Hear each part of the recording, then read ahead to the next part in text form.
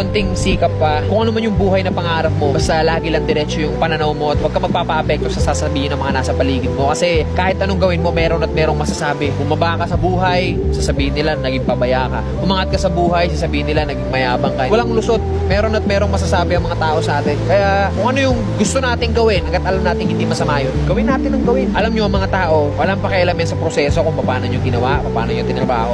Mukhang ewan ka talaga para sa mga yan sa umpisa. Ang gustong makita lang ng mga tao palagi, yung finished product. Ano yung narating mo dyan. As long as di mo napapabayaan yung pamilya mo, yung sarili mo, sa kung ano man yung tinatahak mo, banat lang.